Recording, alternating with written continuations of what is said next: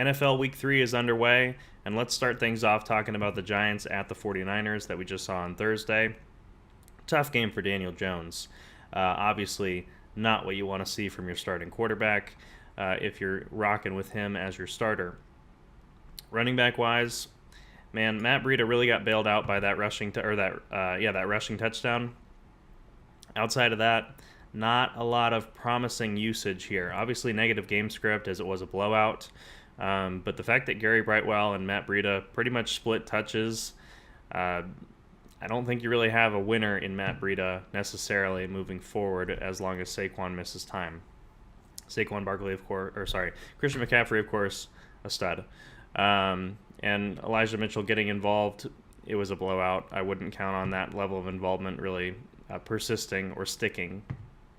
Great game for Deebo Samuel. No Brandon Ayuk in this one, of course.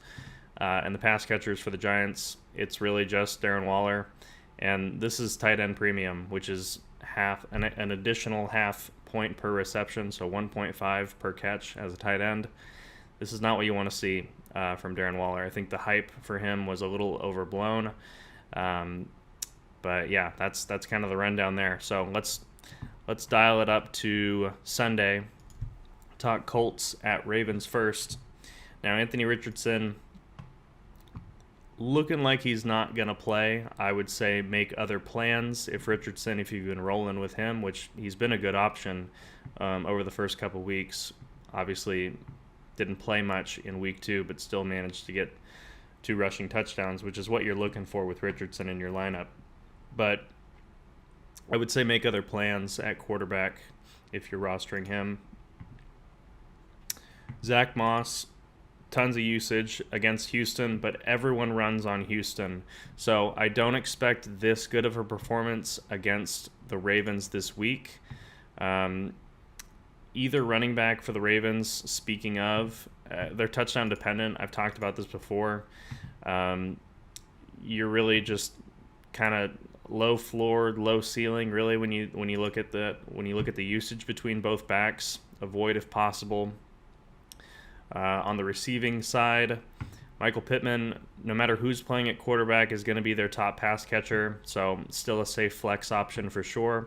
Zay Flowers, I like him to continue as his rookie season progresses. He's looking really good. Odell Beckham, not so good. Rashad Bateman, keep those guys out of your lineup. Mark Andrews, of course, is a must start. And Kylan Granson may be someone that we look to for our waiver wire in week 4, heading into week 4. Depending on what he does here, he's been steadily involved. Obviously, the snap percentage isn't the best, but he seems to be getting targeted enough for a tight end. Currently, the tight end 9, so that gives you some perspective on that. And then moving on to Titans at Browns. With quarterback Deshaun Watson, only 1 passing touchdown through the first 2 weeks, not what you're looking for. And this completion percentage in week 2 on Monday night, not good at all. I've moved away from Watson. I've picked up Kirk Cousins off the waiver wire.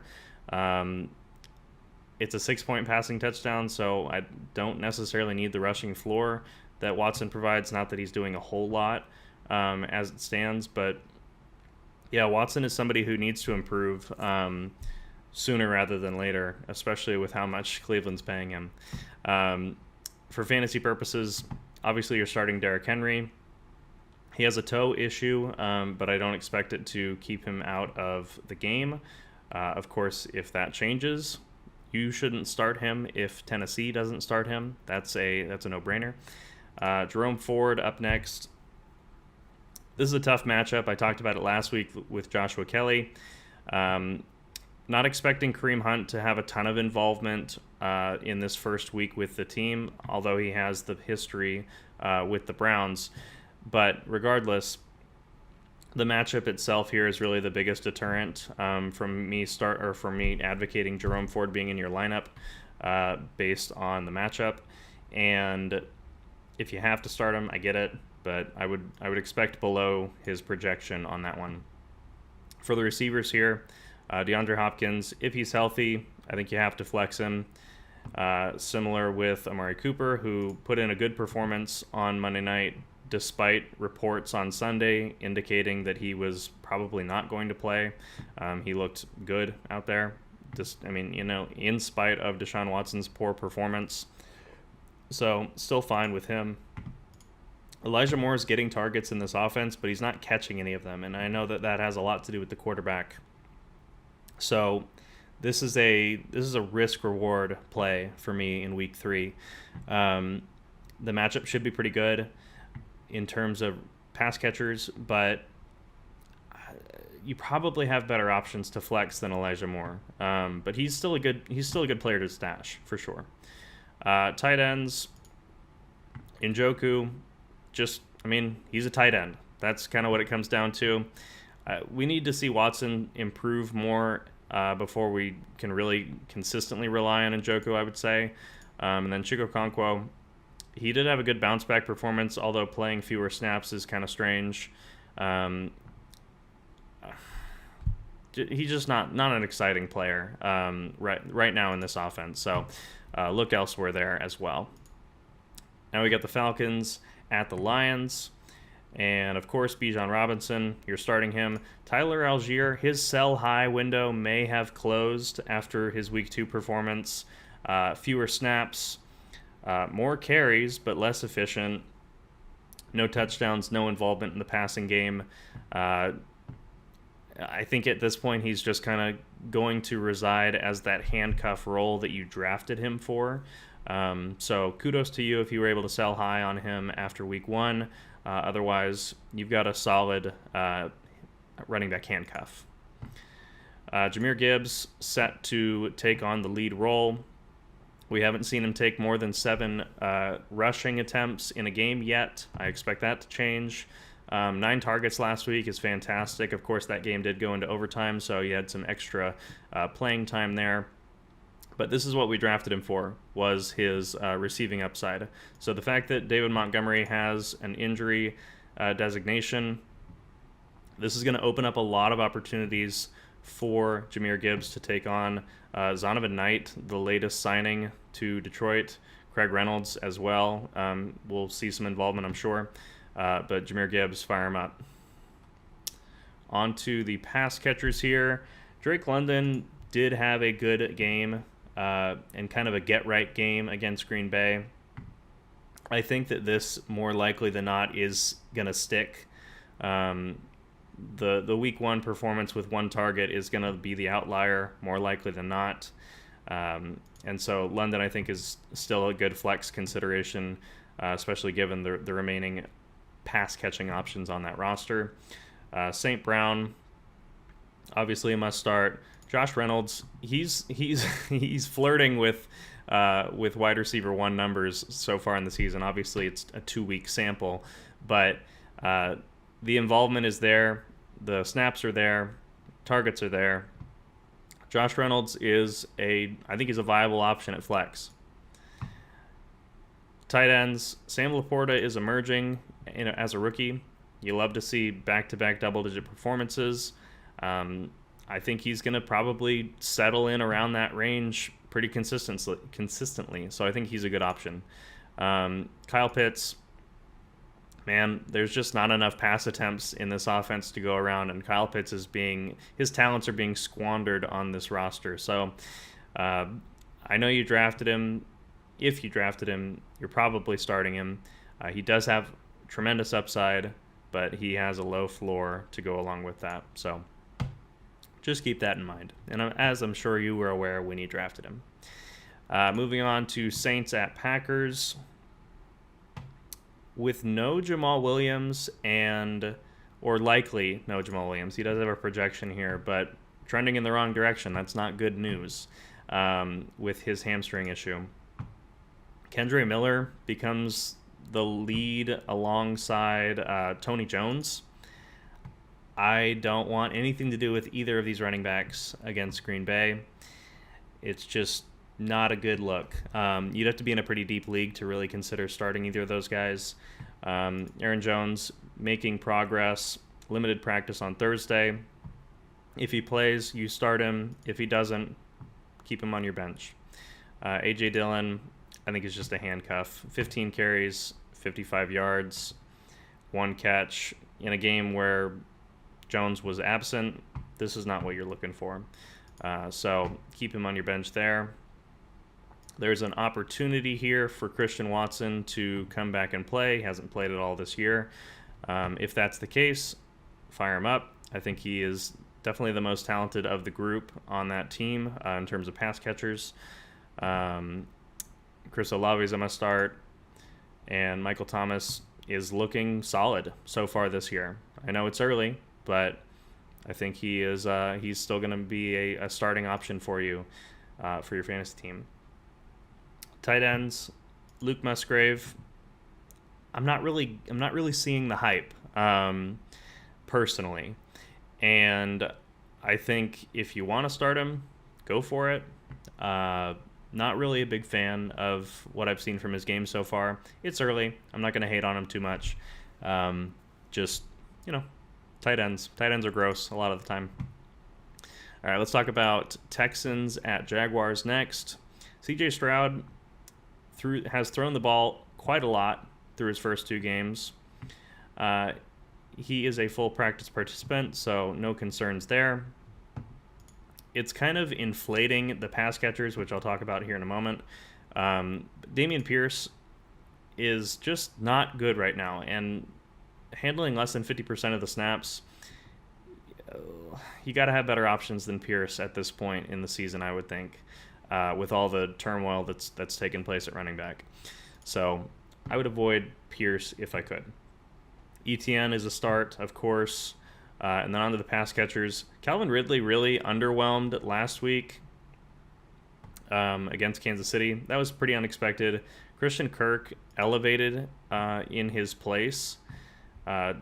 Just under 22 fantasy points. 14 targets is fantastic. I'm hoping that this is real, that this is something that sticks. Obviously, I'm not expecting 14 targets every week, but if I can get anywhere between 7 to 10, then that's fantastic, and that's kind of what I'm hoping for. Zay Jones didn't look that good in week 2, and that would be 6 targets, no catches. Here's the thing with Zay Jones. We've known about this going to last year's performance. He had spike games every once in a while. And occasionally he went off, and occasionally he really flopped. So we kind of know what to expect from Zay Jones. I'm not buying the fact that he is the number 2 behind Calvin Ridley in this offense. So I think honestly he's a risky flex in my estimations. Robert Woods, I like. Nico Collins, I like. Obviously the passing volume, like I mentioned before, is higher with Houston, but it's because they can't run the ball. So that is kind of where we are with that. Tank Dell had a really good game last week. I would say hold off on starting him this week just until we see if it's legit, because these two discrepancies are kind of a little sketchy. If you're in a deeper league, I get it. You got to flex him if you have to. But in standard 10, 12 team leagues, I would say you have better options. With the tight ends, Ingram's a start. Schultz, the passing volume's there. He's a tight end. I can't keep saying that, but that really is what it comes down to. Tight ends, so few of them are usable with any level of consistency. It's just hard to advocate for the ones that are on the fringe. So that's kind of that. On to Broncos at Dolphins. Way to go, Denver. Fighting back against the the Commanders last week, and then blowing it at the end. Disappointing to say the least.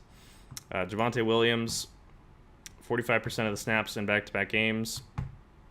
He's definitely in a committee. We can't get this guy to break free of coaching and things of that nature to really take this offense by storm. He's a talented player for sure. I think it's a buy low candidate, honestly, especially for season long. Mostert, I think this is a sell high. He's got 2 rushing touchdowns last week, 18 carries, looked good, and it was because New England was content with letting Miami beat them with the run versus beating them with the pass. So I would say sell high on that. Moving on to the pass catchers here. Jerry Jeudy had a pretty underwhelming performance. Obviously, his first week back from the hamstring issue. I think if you need to, you can flex him.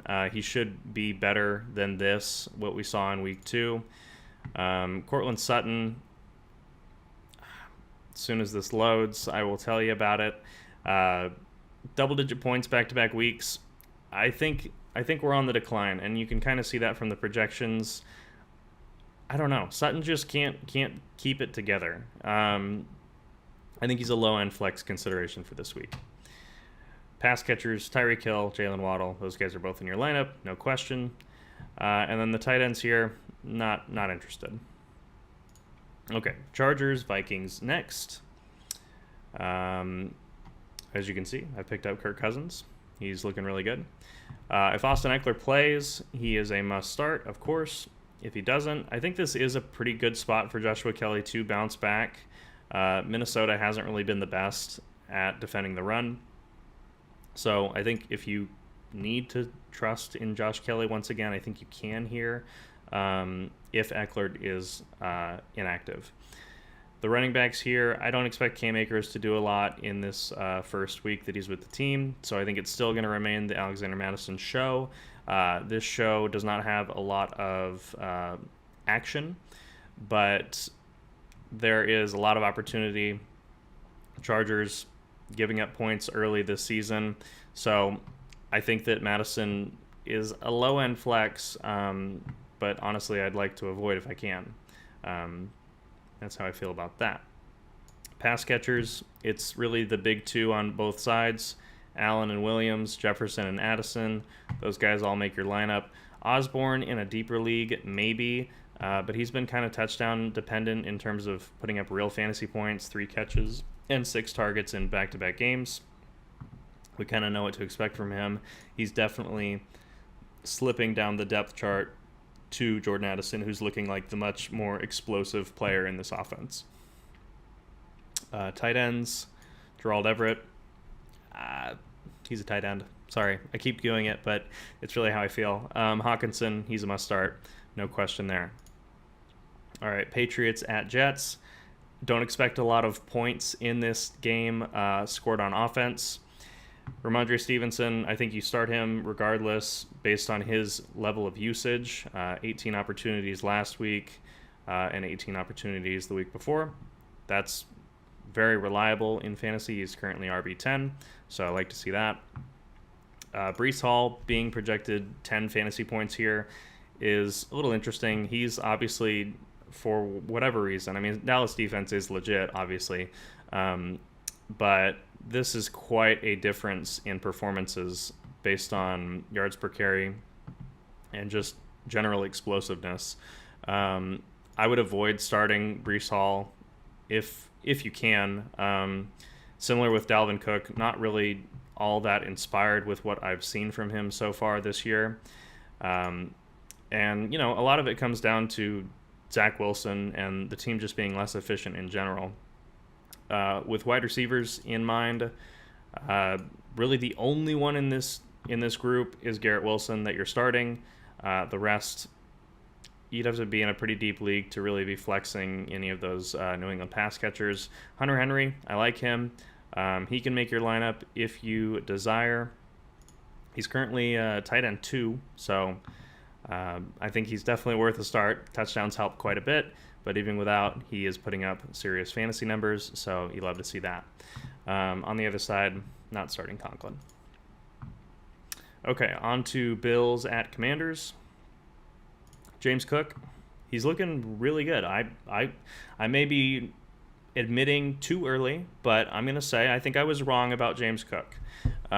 He is definitely performing better than I expected, and he's getting a lot of the volume, which is not what I anticipated. I always assumed that Damian Harris coming over to the team, that he'd be more involved than he has been. So for that reason, yeah, James Cook is a legit fantasy starter. So good on you if you ignored my advice on that. Brian Robinson, 2 rushing touchdowns last week, really elevated his game, but this guy is getting a lot of opportunities in this offense. So I think Brian Robinson is a good play. It's going to be kind of a tough matchup, I would say, for him. So if he doesn't find a touchdown, you might be lucky to get double-digit fantasy points, just given the matchup. But Antonio Gibson, pretty much non-existent in this offense. Very minimal usage, despite playing a decent portion of the snaps. Just need to wait and see on Gibson because we're not really seeing it from him yet. Pass catchers, Diggs and Davis, both on your lineup. McLaurin, Dotson's kind of the line where you say, I can probably do better than this. Excuse me. 12 targets, so 6 a game so far. He's just not getting it done quite yet. And McLaurin is bouncing back, which is good. It's what you want to see. I haven't heard anything about his issue or his turf toe, I believe it was, going into the year. So I think that's pretty much non-existent, not a factor anymore. Fire him up. But yeah, Dotson, you can probably do better. Tight ends here, Kincaid is definitely emerging as a good option for fantasy, so I'm fine with you starting him. Dawson Knox, that one's more touchdown dependent for sure. And then Logan Thomas has had flashes this year. You could certainly do worse. He took a really, really big shot in week 2. Kareem Jackson is looking suspect right now with the hits that he's laying on people. But yeah, if Logan Thomas, he didn't practice on Thursday, so he may not be available. If he is, I think he's worth starting in a 12-team league or bigger. All right, Panthers at Seahawks. Miles Sanders getting a lot of opportunities, not doing a whole lot with them. And this is going to be a game without Bryce Young, so there's that. I think this is like low-end flex territory. The volume's there. You got to chase the volume when it comes to running backs in fantasy. So I'm not advocating benching him, but, kind of lower expectations from what you were expecting when you drafted him. Ken Walker, still a stud, getting tons of opportunities on a good offense. No concerns there. Metcalf, Lockett. Now, Smith and Jigba, that's kind of like the Jahan Dotson line for me on this roster. He's just not doing a whole lot yet, and that's okay. I mean, this is a rookie that came into the season with needing wrist surgery, and so he's going to start slow and build on his season as it goes along. Thielen had a pretty solid outing, and I'm not expecting 20 fantasy points against Seattle, but he could be more involved, especially than he was in week 1 with Gardner Minshew at quarterback. Or no, Andy Dalton. My apologies. Kind of feeding Thielen. I could see that. I could see him outperforming the 8.5 that he's projected there. Hayden Hurst, similarly, a bit of a step down in week 2, but I think that's he's a fringe starter as well when it comes to tight ends, and that's that for that game. Cowboys at Cardinals next. Tony Pollard is going to feast. You're starting him, of course. James Conner, he has the volume. Trust him in your flex. CeeDee Lamb, yes. Brandon Cooks, practiced in full. I'd like to see it first before I throw him in my lineup. Arizona is a good matchup, but they're going to be running the ball so effectively. I have to imagine that Brandon Cooks probably won't be very much involved. Marquise Brown is surviving off of volume, which, hey, we'll take it. That's how it goes. Trayvon Diggs suffered an ACL tear in practice, so that secondary got a little bit worse. Still have Stephon Gilmore, of course. I would imagine that's going to be probably the matchup with Marquise Brown here. So lower expectations for Brown, but the volume is probably still going to be there. he could probably still reach that 10-point projection. Tight ends here, Zach Ertz, I'm a fan. I think he's getting plenty of volume to keep him fantasy relevant, even if the yardage isn't necessarily there. The occasional touchdown will obviously come. Jake Ferguson on the other side, 11 yards per game is less than inspiring. So I'm going to hold off on starting him until I start seeing a little bit more usage away from the goal line, just because that's not really sustainable. Moving on to the Bears at the Chiefs. Khalil Herbert, he is very underwhelming so far. Low volume in terms of his opportunities. Kansas City is not going to let Chicago run on them other than maybe Justin Fields.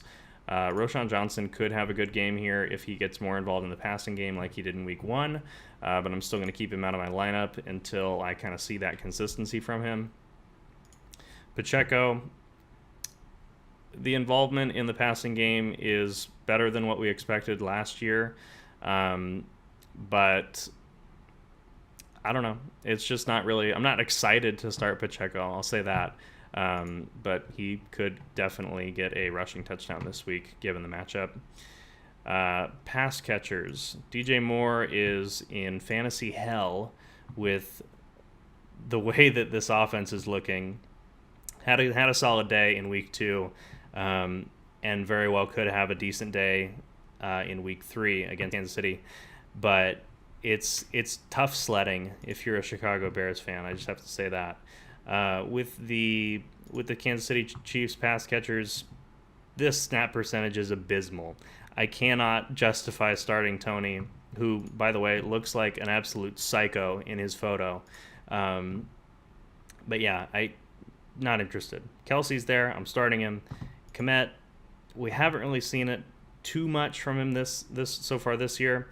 The touchdowns haven't been there, but I could certainly see that happening this week. And now that I'm looking at it more closely, not the worst. It just he's a tight end. Anyway, moving on. Steelers at Raiders. Josh Jacobs, man, I need this guy to start showing up. 9-9 is not what I drafted him for. More involvement in the passing game helps. Obviously, no Jacoby Myers in that game, so more receiving volume to go around, if that makes sense. This rushing efficiency is horrendous, but Pittsburgh is not really known for that. They're more of a pass rushing team, so could be a good game for Jacobs to bounce back. Najee Harris, man, similar struggles over here. Obviously, yards per carry is better. But this team is definitely missing Deontay Johnson, and dare I say it, they're missing Ben Roethlisberger. This team is just not getting it done so far. So Najee Harris is a low-end flex, but I don't know. It's tough out there if you manage Najee Harris. Just I'm not really buying that Jaylen Warren's going to take things over, but I could be wrong. I think Najee Harris is gonna get right sooner rather than later. Pass catchers here. Let's see what Jacoby Myers' update is. Cleared concussion protocol. Fire him up. That's good news. Devontae Adams, of course, you're starting.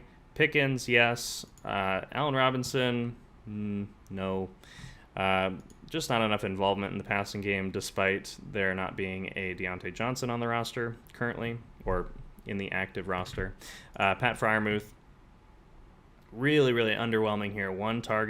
5 targets total, 1 catch in each game, low yardage. You can't start him. You literally can't start him until he starts performing better.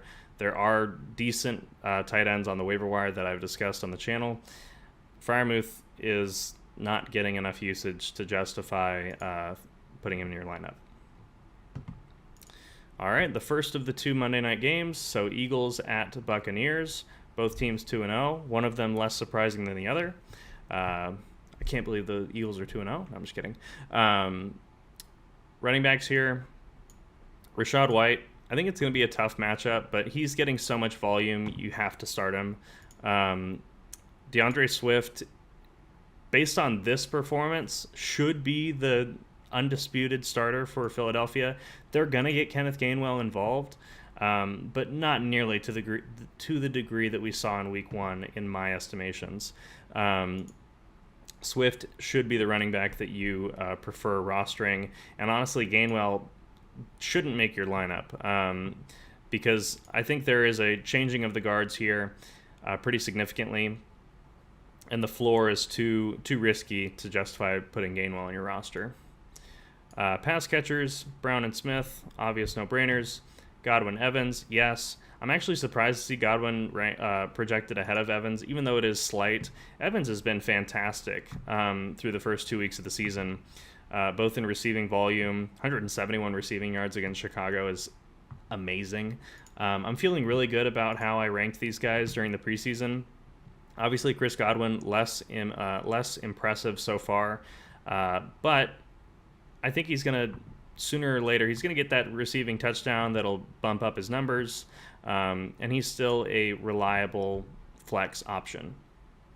Tight ends, Goddard, yes. Otton, nah, I don't think so.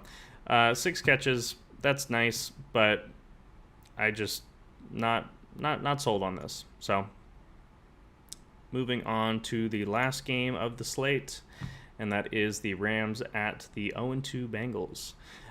Joe Burrow really needs to get his act together. Had a decent outing for his pass catchers last week, but Jamar Chase is suffering still. Kyren Williams, let's not bury the lead here. Kyren Williams has completely convinced the Rams that they don't need Cam Akers, that they shipped him over to Minnesota.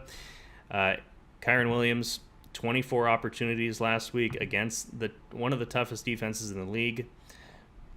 It's pretty dang impressive. So Kyren Williams should make your lineup this week. Joe Mixon, getting the opportunities. I'm not panicking on Mixon. And then pass catchers, Puka Nacua, Tutu Atwell. I'm honestly good with you flexing both of these guys. They've been fantastic through the first 2 weeks of the season.